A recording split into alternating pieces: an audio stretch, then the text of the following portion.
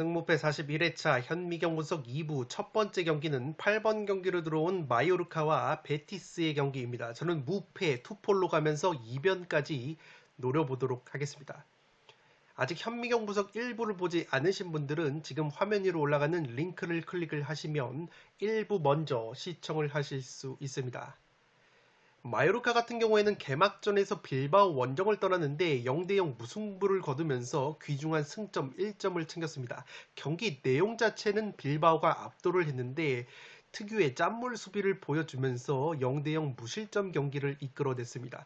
프리시즌 성적이 3승 3무 무패였고 개막전까지 포함해서 3승 4무 무패에다가 무실점 경기가 6경기로 굉장히 탄탄한 수비력을 보여준 마요르카이기 때문에 마요르카가 확실히 아기레 감독 체제에서 5-4-1 포메이션 상당히 수비지향적인 전술을 펼치면서 이 늪축구 짠물 수비를 이 모토로 하고 있는 것으로 보입니다. 베티스와의 상대 전적은 지난 시즌 1무 1패로 열세였는데 그래도 홈에서만큼은 1대1 무승부를 거뒀던 저력이 있었고 최근에 베티스를 상대로 3경기 2무 1패 무승부가 상당히 많았기 때문에 마요르카가 특유의 홈발을 보여준다면 충분히 무승부 정도의 이변은 노려볼 수 있는 경기라고 생각이 됩니다. 이번 시즌을 앞두고 새롭게 영입을 한 라이코비치 골키퍼가 프랑스 리그앙 랭스 출신이고 세르비아 대표팀 골키퍼인데 이 선수가 빌바오전에서 6개의 선방쇼를 보여주면서 0대0 무실점을 이끌었다고 보시면 되겠습니다. 또한 여기에 이강인 선수 역시 선발 출전을 해서 후반전 41분에 교체 아웃이 됐기 때문에 이강인 선수가 확실히 쿠보 선수가 소시에다드로 이적이 되면서 마요르카에서 중추적인 역할을 이번 시즌에 해줄 것으로 생각이 됩니다. 2부 리그 출신의 장신 수비수 코페테까지 좋은 활약을 보여준 마요르카이기 때문에 마요르카가 이번 경기 홈에서 특유의 밀집 수비를 보여준다면 베티스를 상대로 저득점 무승부 정도는 충분히 노려볼 수 있는 매치라고 생각이 됩니다. 지난 시즌 홈 성적이 7승 6무 6패, 원정에서 3승 3무 13패로 확실히 섬지역에 있는 홈 경기에서 강점을 보이는 마요르카라고 보시면 되겠습니다. 베티스 같은 경우에는 프리시즌 성적이 1승 3무 2패로 좋지가 못했는데 개막전 엘체와의 홈 경기에서는 3대0 완승을 거두면서 산뜻한 출발을 했다고 보시면 되겠습니다. 다만 핵심 미드필더인 카날레스 선수가 부상 여파로 개막전에 결장이 됐기 때문에 카날레스 선수가 이번 경기 역시 출전 여부가 불투명합니다. 물론 엘체가 전반 16분 만에 퇴장자가 나오면서 베티스가 상당히 수월하게 경기를 한 점은 3대0 스코어의 원인이라고 보시면 되겠는데 어쨌든 엘체전에서 주포 공격수 후안미 선수가 2골, 이글레시아스가 1골, 에이스 플레이메이커인 페키르 역시 어시스트를 기록을 했기 때문에 엘체를 상대로 주요 공격자들이 나란히 공격 포인트를 기록을 했다고 보시면 되겠습니다. 공격수 윌리안 주제를 완전 영입한 베티스이고 라치오 출신의 수비수 펠리피를 영입을 하면서 공수에 걸쳐서 보강이 이루어진 베티스라고 보시면 되겠습니다. 지난 시즌에 오히려 홈 성적이 9위였고 원정 성적이 라리가 3위였기 때문에 이 베티스도 마요르카 못지않게 오히려 원정에서 경기력이 더 나올 가능성도 있어 보입니다. 살롱 코멘트로 정리를 해드리면 지난 시즌 마요르카의 장신 공격수 무리키가 베티스 수비진을 상대로 득점뿐만 아니라 제공권 면에서 상당히 좋은 경합을 보여줬다고 보시면 되겠습니다. 이 경기가 지난 시즌에 마요르카가 베티스에게 1대2로 패배를 당했던 경기인데 당시에 무리키 선수가 헤딩으로 한 골을 넣었고 골대까지 맞췄다고 보시면 되겠는데 제공권 지표 면에서 양팀 선수를 통틀어서 무리키가 7번의 경합에 성공을 하면서 확실히 베티스 수비진을 상대로 무리키 선수가 압도적인 제공권을 보여줬다고 보시면 되겠습니다. 마요르카가 아기레 감독 부임 이후에 5-4-1 포메이션을 가동을 하면서 기본적으로 수비를 탄탄히 하고 공격 상황에서는 롱볼을 활용해서 최전방 장신 공격수 무리키의 제공권 세컨볼을 활용을 한다고 보시면 되겠습니다. 이 떨어지는 세컨볼을 이강인 같은 선수들이 소유를 해서 공격을 전개하는 심플한 스타일이기 때문에 따라서 이번에도 이 마요르카의 장신 공격수 무리키를 베티스 수비진이 얼마나 막아낼 수 있을지가 관건이라고 보시면 되겠습니다. 그런데 베티스의 중앙 수비 중에서 가장 키가 큰 선수가 바로 에드가 곤잘레스라는 선수인데 193cm이고 지난 시즌 마요르카와의 경기에서 이 무리키에게 실점을 할 때 공중볼 경합에서 이 에드가 곤잘레스가 무리키에게 밀리는 장면이 있었습니다. 지금 보시는 장면이 지난 시즌 마요르카와 베티스의 경기였는데 이 선수가 무리키 선수이고 이 선수가 에드가 곤잘레스라고 보시면 되겠습니다. 측면에서 크로스가 넘어왔는데 이 무리키가 헤딩을 하는 과정에서 이 에드가 곤잘레스라는 베티스 수비수가 공중볼 경합에서 밀리면서 실점을 하는 장면이기 때문에 이번에도 베티스 수비진이 무리키의 제공권을 막아냄에 있어서 상당히 애를 먹을 수도 있는 경기라고 생각이 됩니다. 여기에 마요르카가 기본적으로 홈발을 세게 받는 팀이고 세르비아 국가대표 골키퍼 라이코비치의 영입으로 한층 더 탄탄해진 수비력을 보여주고 있다는 점에서 최근에 베티스를 상대로 무승부가 2번이나 있었던 마요르카가 저력을 보여준다면 충분히 이변을 노릴 수 있는 근거라고 생각이 됩니다. 물론 골 결정력 측면에서 베티스가 압도적인 부분이 있고 베티스 역시 지난 시즌 기준으로 오히려 원정에서 나쁘지 않은 성적을 더 보여줬기 때문에 여전히 베티스의 승리 가능성이 좀 더 높다고 보여집니다. 8번 경기는 무패 투폴로 가보도록 하겠습니다. 9번 경기는 RC 셀타비고와 레알 마드리드의 경기인데 셀타비고의 단통 패배로 가보도록 하겠습니다. 셀타비고가 프리시즌 성적이 2무 1패로 좋지 못했는데 리그 개막전에서 에스파뇰과의 홈경기에서도 극장골을 내주면서 2대2 무승부에 그쳤습니다. 먼저 2골을 넣으면서 무난하게 승리를 가져가나 싶었는데 후반 막판에 페널티킥까지 내주면서 2대2 무승부에 그친 셀타비고라고 보시면 되겠습니다. 공격수 산티미나가 성범죄가 연루가 돼서 징역 4년이 구형이 됐기 때문에 최근에 결장이 되고 있기 때문에 산티미나는 출전이 불가능할 것으로 보입니다. 지난 시즌 홈에서 레알을 상대로 상당히 끈적한 경기력을 보여주면서 1대2 한 골차 패배를 당했었는데 최근 10경기 상대 전적이 레알 마드리드와 2무 8패로 승리가 없습니다. 그만큼 레알 마드리드가 셀타비고의 천적 면모가 있기 때문에 이번 경기 역시 제 아무리 셀타비고가 경기력이 좋은 팀이라고는 하나 상성이 쉽게 깨질 것 같지는 않은 경기라고 생각이 됩니다. 에이스 공격수 아스파스가 그래도 에스파뇰을 상대로 개막전부터 득점포를 가동한 것은 고무적이라고 할 수 있겠고 새롭게 영입을 한 공격수 파시엔시아 역시 에스파뇰을 상대로 뚝배기로 득점포를 가동을 한 것은 고무적이기 때문에 셀타비고가 이번에도 홈에서 레알을 상당히 경기력적으로는 곤욕스럽게 만들 가능성이 높아 보입니다. 레알 같은 경우에는 직전 알메리아 원정에서 2대1 조금은 진땀 역전승을 거뒀습니다. 주전급 부상 자원은 없기 때문에 전력 누수가 없을 것으로 생각이 되고 에이스 공격수 벤제마가 알메리아전에서도 동점골을 어시스트를 하면서 프랑크푸르트와의 슈퍼컵의 득점포에 이어서 연속 공격 포인트를 기록을 했습니다. 까마빈과 추아민이라는 새로운 젊은 중원 자원들을 선발로 기용을 했던 이 카를로 안첼로티 감독이고 수비수 알라바 선수가 후반전에 교체 투입이 되자마자 환상적인 왼발 프리킥으로 결승골을 뽑아냈습니다. 알메리아를 상대로 경기 내용은 압도를 했지만 상대 골키퍼 마르티네즈의 선방에 고전을 하면서 조금은 진땀승을 거뒀다고 보시면 되겠습니다.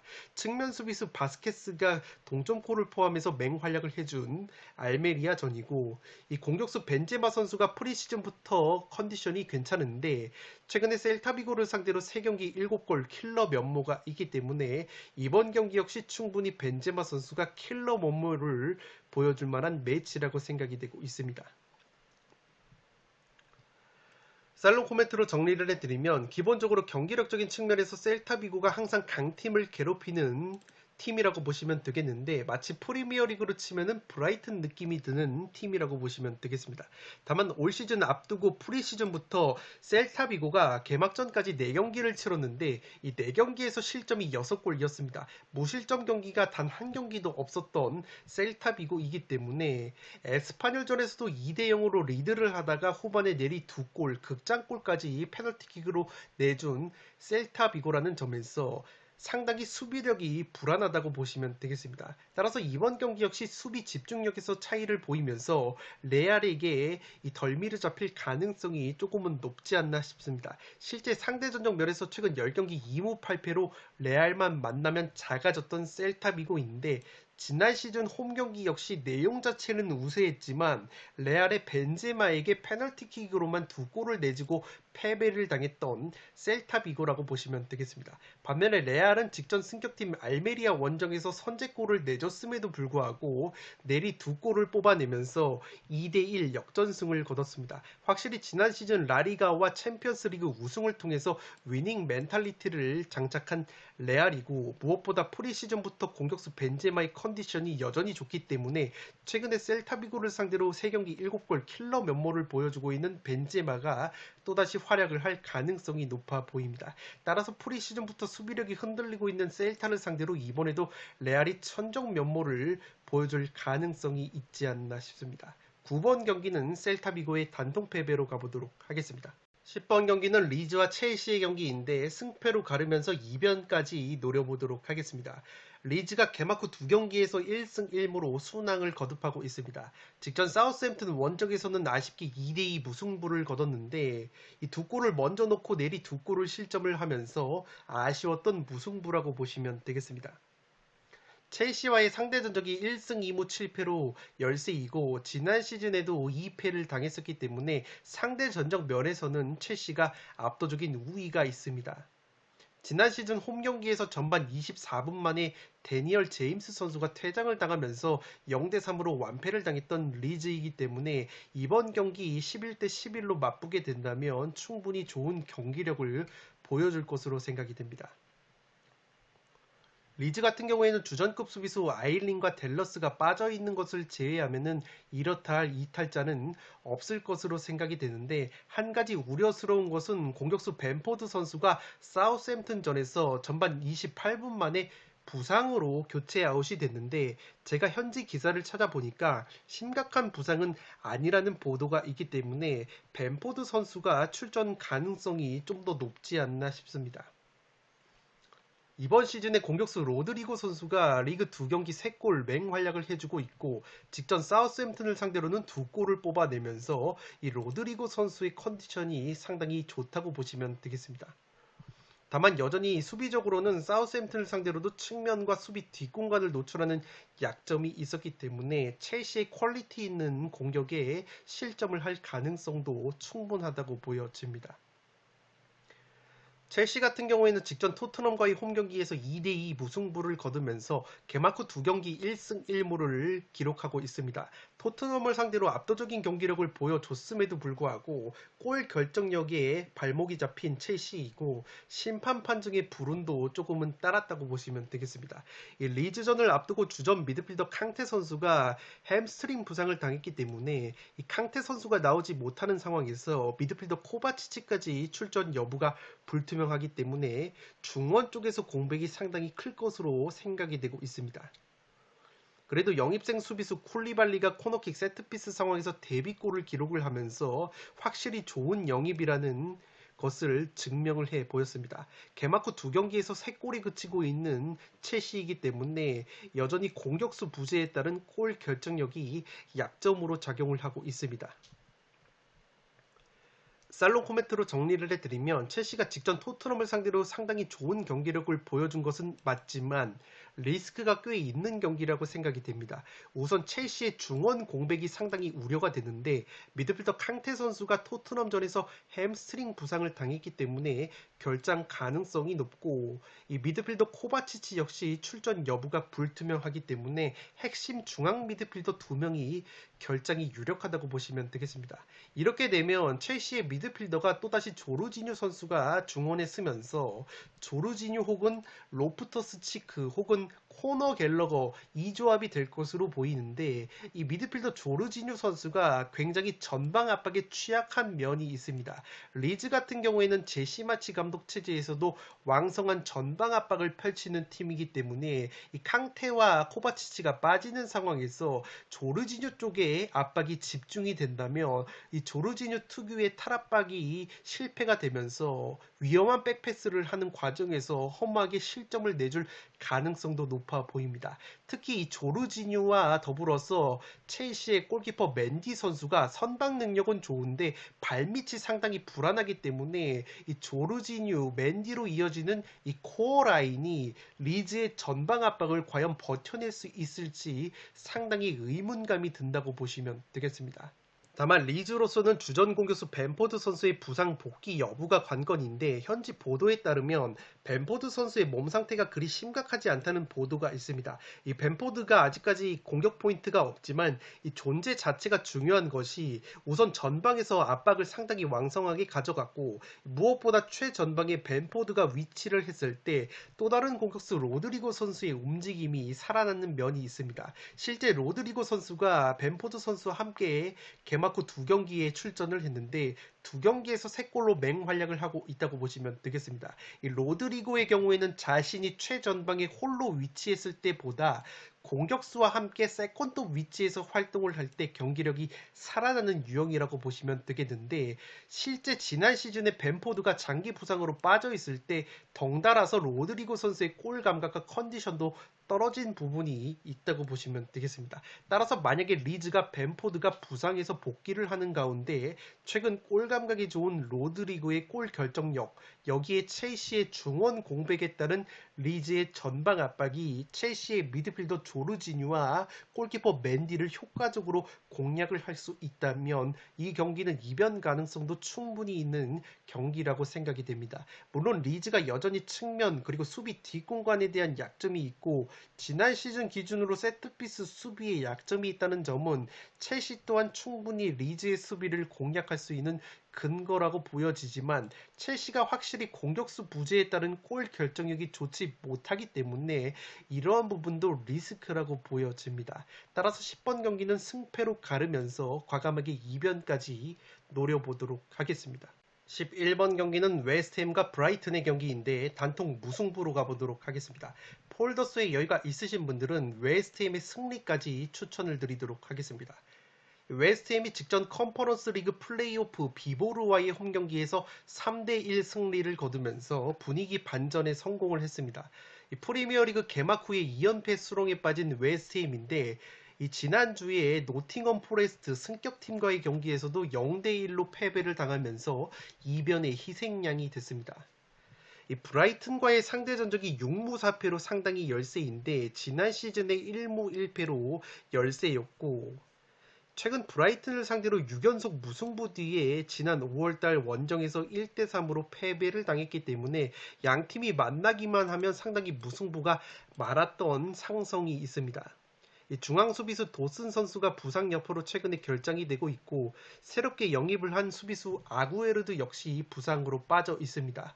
그래도 컨퍼런스 리그 경기에서 주전급 수비자원인 오그본나 선수가 부상에서 복귀를 했기 때문에 수비 쪽에서 탄력을 받을 수 있는 웨스트햄이라고 보시면 되겠습니다. 이 노팅엄을 상대로 0대1로 패배를 당했던 웨스트햄인데 이 노팅엄전에서 골대를 2번이나 때리고 페널티킥 실축까지 겹치면서 골 결정력이 난조가 있었다고 보시면 되겠습니다. 프리시즌 포함해서 7경기 4무 3패 승리가 없다가 그래도 주중 컨퍼런스 리그 플레이오프에서 완승을 거두면서 분위기 반전에 성공을 한 것은 상당히 고무적이라고 할 수 있겠습니다. 주중 목요일에 컨퍼런스 리그 플레이오프를 치렀기 때문에 체력적인 열세가 있지만 교체 카드를 충분히 활용을 했고 무엇보다 컨퍼런스 리그 경기에서 영입생 공격수 스카마카가 데뷔골을 신고를 했습니다. 여기에 주요 공격 자원인 보엔과 안토니오가 나란히 골맛을 봤기 때문에 체력적인 누수보다는 골 감각이 살아난 이점이 더 크다고 보시면 되겠습니다. 브라이튼 같은 경우에는 개막 후 두 경기에서 1승 1무 순항을 하고 있습니다. 직전 뉴캐슬과의 홈 경기에서 0대0 무승부에 그쳤는데 이 굉장히 좋은 경기력을 보여주고 있는 뉴캐슬을 상대로도 압도적인 경기력을 보여줬음에도 불구하고 또다시 골 결정력 부족을 드러냈다고 보시면 되겠습니다. 슈팅 숫자가 무려 13개였는데 한 골도 넣지 못한 브라이튼이었고 일본 대표팀 측면 자원인 미토마 카오루 선수가 후반전에 뉴캐슬을 상대로 데뷔전을 치렀습니다. 올 시즌 두 경기 기준으로 기대 득점이 2.54골로 3위를 달리고 있는데 실제 득점은 두 골밖에 넣지 못하고 있는 브라이튼이라고 보시면 되겠습니다. 기본적으로 홈구장인 아멕스 스타디움보다 원정에서 성적과 경기력이 잘 나오는 브라이튼이라는 점에서 원정에서 경기력이 충분히 나올 가능성이 있어 보입니다. 주전급 부상 자원이 없기 때문에 전력 누수 면에서도 나쁘지 않은 브라이튼이라고 보시면 되겠습니다. 살롱 코멘트로 정리를 해드리면 지금 홈팀 웨스트햄이 정배당임에도 불구하고 역배를 받고 있는 원정팀 브라이튼으로 투표율이 몰리고 있습니다. 그도 그럴 것이 개막 후 두 경기에서 브라이튼이 좋은 경기력을 보여준 반면에 웨스트햄은 두 경기에서 2패, 직전 승격팀 노팅엄전에서도 패배를 당하면서 경기력이 상당히 좋지 못했습니다. 다만 웨스트햄이 주중에 웨파 컨퍼런스 리그 플레이오프 경기를 치렀는데 그 경기에서 3대1 승리를 거두면서 영입생 공격수 스카마카가 데뷔골을 기록을 했습니다. 여기에 기존 에이스 자원인 보엔과 안토니오 역시 나란히 골맛을 본 것이 상당히 고무적이라고 할 수 있겠는데 웨스트햄이 개막 후 두 경기에서 득점이 없었고 노팅엄전에서도 골대를 두 번이나 때리는 골 결정력 부재를 드러냈었기 때문에 이번 경기 특히 플레이오프에서 3대1 승리를 거둔 것은 상당히 고무적이라고 할 수 있겠습니다. 또한 부상으로 장기간 빠져 있었던 수비수 오그본나 선수가 컨퍼런스 리그를 통해서 복귀전을 치른 점 역시 웨스트햄에게는 상당히 큰 힘이 될 것으로 보입니다. 브라이튼 같은 경우에는 직전 뉴캐슬전에서 경기 내용적으로 뉴캐슬을 압도를 했지만 실제 득점에 가까운 상황이 여러 차례 있었음에도 불구하고 또다시 마무리를 짓지 못하면서 0대0 무승부에 그쳤습니다. 아래 보시는 것처럼 오픈 플레이 상황에서의 기대 득점 값이 리버풀, 맨시티 다음으로 2.54골로 높은 브라이튼인데 실제 득점으로 연결한 곳은 두 골밖에 되지 않기 때문에 확실히 골 결정력에서 올 시즌에도 어려움을 겪고 있는 브라이튼이라고 보시면 되겠습니다. 기본적으로 브라이튼이 홈보다 원정에서 약팀보다는 강팀을 상대로 오히려 경기력이 더 잘 나오는 팀 성향이 있고 따라서 최근 경기력적으로는 브라이튼이 우세하다고는 할 수 있겠으나 최근 상대 전적에서 무승부가 상당히 많았다는 상성 그리고 주중 컨퍼런스 리그에서 웨스트햄의 주축 공격자들이 골 감각을 끌어올렸다는 점 여기에 브라이튼이 또다시 뉴캐슬을 상대로 골 결정력에 어려움을 겪었다는 점까지 고려를 하면 이번 경기 역시 팽팽한 무승부 구미가 당기지 않나 싶습니다. 다만 컨퍼런스 리그를 통해서 시즌 첫 득점 물꼬를 튼 웨스트햄이고 그렇기 때문에 의외의 웨스트햄의 승리까지도 충분히 나올 수 있는 매치라고 생각이 되기 때문에 폴더스의 여유가 있으신 분들은 웨스트햄의 승리까지 가져가면서 저는 팽팽한 단통 무승부로 가보도록 하겠습니다. 12번 경기는 빌바오와 발렌시아의 경기인데 빌바오의 단통 승리로 가보도록 하겠습니다. 폴더스의 여유가 있으신 분들은 무승부까지 추천을 드리도록 하겠습니다. 빌바오가 리그 개막전에서 마요르카의 홈경기를 치렀는데 0대0 무승부에 그쳤습니다. 슈팅 숫자가 무려 23개나 됐는데 유효 슈팅은 6개에 그쳤고 무득점에 그친 빌바오이기 때문에 지난 시즌에 이어서 여전히 올 시즌에도 골 결정력 우려를 보여주고 말았습니다. 최근 발렌시아와의 맞대결이 특이한데 6경기 중에서 무려 5경기가 무승부 맞대결이었다고 보시면 되겠습니다. 따라서 기본적으로 무승부 구미가 당기지만 현재 무승부가 투표율이 가장 높다는 점에서 저는 경기력적으로 조금 나은 빌바오의 단통 승리로 가보도록 하겠습니다. 주전 수비수 이니고 마르티네즈가 부상으로 빠져있고 베테랑 측면 수비수 발렌시아가 선수가 부상으로 빠져있기 때문에 수비 쪽에서 공백이 조금은 예상이 되고 있습니다. 이렇다 할 공격수 영입이 없었기 때문에 기존 자원인 이냐키 윌리엄스, 산세트, 라울 가르시아, 무니아인 같은 선수들이 골을 넣어줘야 되는데 빌바오가 지난 시즌에 라리가 순위가 8위였지만 득점 순위는 10위였다는 점에서 이번 시즌 역시 마치 프리미어리그의 브라이튼처럼 경기력은 좋은데 골 결정력에 발목이 잡히는 흐름이 또다시 반복이 되지 않을까 싶습니다. 물론 지난 시즌 2부 리그에서 13골을 넣은 구루세타라는 공격수를 불러들였지만 1부 리그에서 통할지는 미지수라고 보여지고 지난 시즌 라리가에서 무승부가 4번째로 많았던 빌바오인데 홈에서는 무승부가 4무밖에 없었기 때문에 의외로 무승부가 안 나올 가능성도 있어 보입니다. 발렌시아 같은 경우에는 프리시즌 성적이 3승 1무 2패였고 지로나와의 홈 개막전에서 1대0 승리를 거두면서 나쁘지 않은 출발을 했습니다. 이 지로나전에서 수비수 쿠마르트가 후반전에 퇴장을 당하면서 이변의 희생양이 되는가 싶었는데 그래도 한 골차 리드를 끝까지 지켜내면서 개막전을 승리로 장식을 했다고 보시면 되겠습니다. 핵심 왼쪽 풀백인 호세 가야 선수가 징계로 결정이 되고 있기 때문에 왼쪽 측면 수비와 공격 쪽에 누수가 심한 것이 발렌시아이고 코메르트가 퇴장 징계로 결장 그리고 수비수 파울리스타가 여전히 부상 여파로 출전 여부가 불투명하기 때문에 발렌시아가 수비 쪽에 공백이 예상이 되고 있습니다. 지난 시즌 라리가에서 무승부가 2번째로 많았던 무자비 면모가 있는 발렌시아이기 때문에 상대전 쪽에서도 무승부가 많았던 매치업인 만큼 현재 무승부로 투표율이 몰리고 있다고 보시면 되겠습니다. 영입생 측면 자원인 사무엘 리노 선수가 활발한 움직임을 보여줬지만 공격 포인트를 기록하지는 못했습니다. 영입생 측면 공격 자원인 카스티오 선수 역시 지로나를 상대로 슈팅 4개를 때리면서 합격점을 받았지만 이 공격 포인트를 기록을 하지 못하면서 이 곤살로 게데스 선수의 공백을 어느 정도 메워줄지는 이번 빌바오전에서 판가름이 날 것으로 생각이 되고 있습니다. 살롱 코멘트로 정리를 해드리면 양팀 만나기만 하면 무승부가 상당히 많았던 상성이 있습니다. 양팀 모두 새 시즌을 앞두고 감독이 바뀌었는데 빌바오는 마르셀리노 감독 대신에 발베르데 감독이 발렌시아는 보르달라스 감독 대신에 가투소 감독이 부임을 했습니다. 단 개막전 양상을 보면 기존 경기 스타일이 어느 정도 남아있으면서 전방 압박 기조가 살아있다고 보시면 되겠습니다.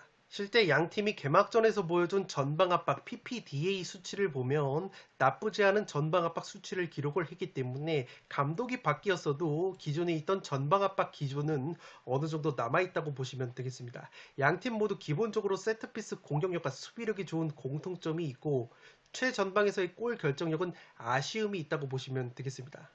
지난 시즌의 순위는 빌바오가 높았지만 득점력은 발렌시아가 근소하게 높았던 부분이 있고 빌바오가 올 시즌 이렇다 할 공격수 영입이 없는 데다가 발렌시아 역시 사무엘 리노라는 측면 자원을 영입했지만 기존 에이스 게데스가 울버햄튼으로 이적이 됐기 때문에 양팀 모두 골 결정력이 떨어지면서 특유의 저득점 무승부 상성이 이어질 가능성도 있어 보입니다. 다만 발렌시아가 측면 수비수 호세 가야를 비롯해서 파울리스타, 코메르트 같은 수비 자원들의 결장이 예상이 되고 있기 때문에 수비 공백이 있는 발렌시아가 좀 더 불리한 경기는 맞을 것으로 보입니다. 현재 무승부로 투표율이 너무 몰렸기 때문에 메리트가 좀 더 있는 빌바오의 단통 승리로 가져가면서 폴더스의 여유가 있으면 무승부까지 가져가면 안정적으로 패스가 가능한 경기라고 생각이 됩니다. 12번 경기는 빌바오의 단통 승리로 가는데 폴더스의 여유가 있으신 분들은 무승부까지 추천을 드리도록 하겠습니다. 13번 경기는 아틀레티코 마드리드와 비아레알의 경기인데 승무 투폴로 가보도록 하겠습니다. 아틀레티코가 프리시즌부터 순항을 하고 있습니다. 프리시즌 성적이 4승, 리그 개막전 헤타페 원정에서 3대0 완승을 거두면서 총 5연승의 상승세를 타고 있는데 5경기에서 무려 16골을 넣어주는 화력을 뽐내고 있습니다. 비아레알과의 상대 전적이 지난 시즌 2경기에서 모두 2대2 무승부가 나왔을 정도로 팽팽한 면이 있습니다. 그래도 최근에 홈에서만큼은 비아레알을 상대로 5경기 2승 3무 무패를 달리고 있기 때문에 아틀레티코가 최소 패하지는 않을 것으로 생각이 되고 있습니다. 수비수 호세 히메네즈와 필리페 루이스가 출전 여부가 불투명하기 때문에 중앙 수비 쪽에 조금은 공백이 있는 아틀레티코이고, 주포 공격수 모라타가 프리시즌부터 좋은 컨디션을 보여주고 있는데 헤타페를 상대로도 2골 맹활약을 했다고 보시면 되겠습니다. 주앙 펠릭스라는 플레이메이커는 헤타페를 상대로 3개의 어시스트를 기록을 했고, 공격수 그리즈만 역시 헤타페를 상대로 득점포를 가동을 하면서 주요 공격 자원들이 굉장히 컨디션이 좋다고 보시면 되겠습니다. 5경기 16골 화끈한 공격력을 보여줬다고 말씀을 드렸는데 실점도 5경기에서 1실점밖에 되지 않았기 때문에 수비력도 상당히 안정감이 있는 최근의 아틀레티코라고 보시면 되겠습니다. 헤타페를 상대로 전방 압박으로 찬스를 많이 잡았던 아틀레티코이고, 비아레알 같은 경우에는 주중에 크로아티아 팀인 하이드쿠와 컨퍼런스 리그 이 플레이오프를 치렀는데 4대2로 승리를 거두면서 이 무패 행진을 이어갔습니다.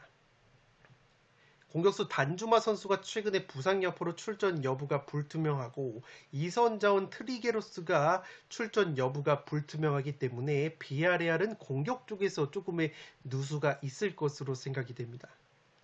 지난 시즌 2부 리그에서 5골 6도움을 올리고 돌아온 젊은 공격 멀티 자원인 바에나라는 선수가 바야돌리드와의 개막전에서 2골로 맹활약을 한 바 있습니다. 주포 공격수 모레노가 개막전에 침묵을 했지만 이 컨퍼런스 리그 경기에서 득점포를 가동을 하면서 이 마수거리 골을 신고를 했습니다. 여기에 영입생 공격수 모랄레스 역시 컨퍼런스 리그에서 2골이나 넣어주면서 비아레알 역시 아틀레티코 못지않게 주축 자원들의 골 감각이 나쁘지 않다고 보시면 되겠습니다.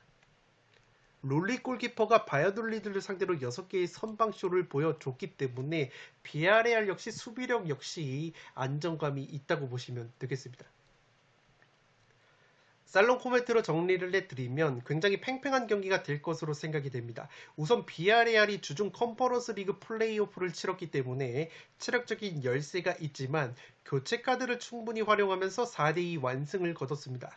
그 과정에서 비아레알의 영입생 공격수인 모랄레스가 2골, 에이스 주포 자원인 제라르 모레노가 1골을 넣으면서 주축 자원들의 골 감각을 끌어올린 효과가 있었던 비아레알이라고 보시면 되겠습니다. 아틀레티코 마드리드의 경우에는 주중에 경기 없이 체력적으로 완전한 회복을 한 데다가 지난주 헤타페와의 개막전에서도 3대0 완승을 거뒀습니다. 이 과정에서 주포 공격수 모라타가 2골, 펠릭스가 3도움, 그리즈만까지 1골을 기록을 하면서 마찬가지로 비아레알 못지않게 주축 공격 자원들의 컨디션이 올라와 있다고 보시면 되겠습니다. 실제 개막전 데이터를 보면 양 팀이 나란히 3골을 넣었는데 기대 득점값에 비해서 훨씬 더 많은 골을 넣는 순도 높은 골 결정력을 보여줬다고 보시면 되겠습니다. 오픈 플레이 상황에서 비아레알이 기대 득점이 0.93골밖에 되지 않았는데 실제 득점은 3골이었고, 아틀레티코 역시 기대 득점이 1.04골밖에 되지 않았었는데 3골이나 넣어주면서 양 팀이 개막전부터 굉장히 순도 높은 골 결정력을 보여줬다고 보시면 되겠습니다. 아틀레티코의 경우에는 헤타페와의 개막전에서 효율적인 전방 압박으로 득점 기회를 상당히 많이 잡았고, 비아레알 역시 기본적으로 압박 라인이 높기 때문에 전술적으로도 팽팽한 압박 상성이 예상이 되고 있습니다. 지난 시즌 2차례 맞대결 2대2 무승부가 나왔던 팽팽한 매치이고, 양팀 모두 프리시즌부터 좋은 경기력과 화끈한 공격력을 보여주고 있다는 점에서 어느 한쪽으로 기우는 매치는 아니라고 생각이 됩니다. 다만 아틀레티코가 체력적인 우세가 있고 공격수 모라타가 돌아오면서 확실히 향상된 골 결정력과 지난 시즌 기준으로 비아레알이 원정에서 성적이 떨어졌다는 부분, 그리고 유럽 대항전 직후에 치르는 리그 경기에서 비아레알이 상당히 고전을 했었던 점을 고려를 하면 근소하게 아틀레티코 마드리드의 신승 구미도 당기지 않나 싶습니다. 13번 경기는 승무 투폴로 가보도록 하겠습니다. 14번 경기는 소시에다드와 바르셀로나의 경기인데 무패 투폴로 가면서 2변까지 가져가 보도록 하겠습니다. 소시에다드가 프리시즌 성적이 2승 1무 3패로 좋지가 못했는데 그래도 리그 개막전 카디스 원정에서 1대0 승리를 거두면서 나쁘지 않은 출발을 했다고 보시면 되겠습니다. 다만 바르셀로나와의 상대 전적은 10경기 2무 8패로 상당히 열세이고 지난 시즌 역시 2연패를 당했다고 보시면 되겠습니다. 주전 왼쪽 측면 수비수인 리코 선수가 햄스트링 부상을 당했다는 소식이 있기 때문에 리코 선수의 출전 여부가 불투명하고 주전 공격수 오야르사발 역시 장기 부상으로 빠져있기 때문에 공수에 걸쳐서 전력 누수가 조금은 있을 것으로 생각이 됩니다. 그래도 새롭게 영입을 한 일본 대표팀 공격수 쿠보 다케우사 선수가 카디스전에서 결승골을 넣어준 것은 상당히 고무적이라고 할 수 있겠고 에이스 미드필더인 미켈 메리노 역시 어시스트를 포함해서 맹활약을 해줬다고 보시면 되겠습니다. 여기에 새롭게 영입이 된 젊은 공격 자원인 모하메드 알리 조 선수가 카디스전에서 막판에 1대1 찬스를 잡았는데 아쉽게 득점에는 실패를 했습니다. 여전히 공격수 이삭 선수가 골 결정력이 어려움을 겪고 있기 때문에 소시에다드가 카디스를 상대로 무려 슈팅을 15개나 때렸음에도 불구하고 한 골밖에 넣지 못했던 골 결정력이었다고 보시면 되겠습니다. 지난 시즌에 라리가 기준으로 19경기를 홈에서 치렀는데 실점이 9실점밖에 없었습니다. 홈에서 최소 실점을 기록했던 소시에다드이고 원정에서는 실점이 무려 28골로 늘어났었던 소시에다드이기 때문에 소시에다드가 홈 특유의 수비 집중력이 나온다면 바르셀로나의 맹공을 상대로도 충분히 버틸 수 있는 수비력을 보여주지 않을까 싶습니다. 바르셀로나 같은 경우에는 라요와의 홈경기에서 0대0 무승부를 거두면서 이변의 희생양이 됐습니다. 영입생 수비수인 쿤데 선수가 선수 등록 문제로 여전히 출전 여부가 불투명하기 때문에 수비 쪽에 누수가 예상이 되고 주전 미드필더 부스케츠 같은 경우에는 퇴장 징계로 결장이 되기 때문에 바르셀로나가 조금의 리스크가 있다고 보시면 되겠습니다. 영입생 하피냐, 레반도프스키, 캐시에, 크리스텐센 모두 투입이 된 라요전이지만 무득점 0대0 무승부에 그쳤던 바르셀로나이고 레반도프스키가 한 차례 골망을 흔들었지만 오프사이드로 취소가 된 것이 상당히 아쉬웠다고 보시면 되겠습니다. 지난 시즌에 원정에서 무려 9승 8무 2패로 원정 무승부 3위를 기록했던 바르셀로나이기 때문에 충분히 소시에다드 특유의 짠물 수비가 나와준다면 무승부 정도로 덜미가 잡힐 만한 매치라고 생각이 됩니다. 살롱 코멘트로 정리를 해드리면 이 경기는 바르셀로나의 사비 감독이 퇴장 징계로 나서지 못하는 미드필더 부스케츠 대신에 어떤 선수를 선발로 기용하느냐에 따라서 갈릴 것으로 생각이 됩니다. 또다시 사비 감독이 프랭키 더용 선수를 벤치에 앉히거나 선발에서 제외를 하게 된다면 새롭게 영입이 된 캐시에 혹은 피아니치가 부스케츠 선수의 공백을 메울 것으로 생각이 되는데 그렇게 된다면 소시에다드와의 중원 싸움에서 상당히 애를 먹을 수 있는 경기라고 생각이 됩니다. 실제 피아니치 선수를 선발로 기용할 수도 있다는 현지 보도가 나오고 있기 때문에 만약에 소시에다드를 상대로 피아니치가 선발로 출전이 된다면 과연 소시에다드의 압박을 견뎌낼 수 있을지 의문이라고 보시면 되겠습니다. 이 프랭키 더용이라는 미드필더가 패스뿐만 아니라 드리블을 통한 전진 능력이 상당히 좋은 선수이고 실제 라이오전에서도 후반에 늦게 교체 투입이 됐는데 이 더용 선수가 들어가자마자 경기력이 향상이 됐던 바르셀로나이기 때문에 이 더용 선수를 오히려 부스케츠 대신에 선발로 기용을 하게 된다면 좋은 경기력을 보여줄 것으로 생각이 됩니다.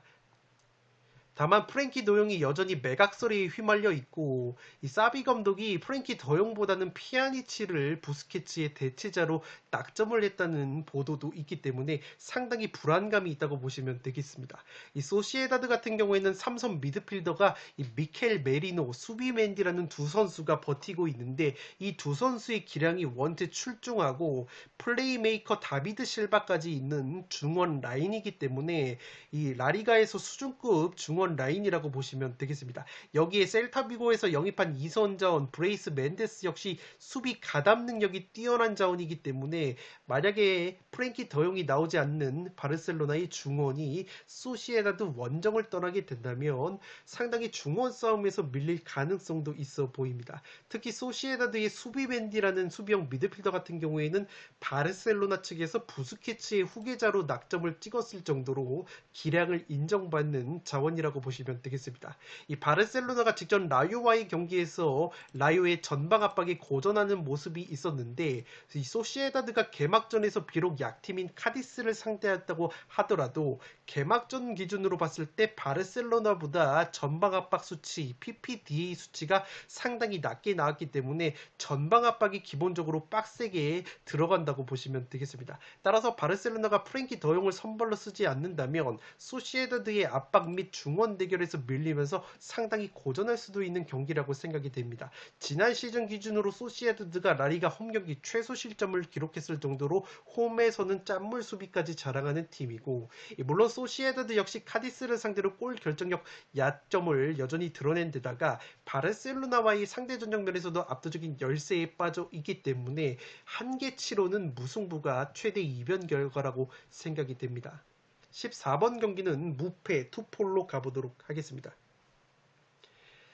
네, 이것으로 승무패 41회차 현미경 분석 1부와 2부 모두 마치도록 하겠습니다. 영상이 도움이 되신 분들은 좋아요와 구독 버튼을 눌러주시면 풋볼살롱 채널에 크나큰 힘이 됩니다. 구독 버튼 옆에 종 모양의 알림 설정을 해주시면 그 누구보다 빠르게 양질의 축구 승무패 프로토 관련 분석 콘텐츠를 만나보실 수 있습니다. 지금까지 풋볼살롱이었습니다. 감사합니다.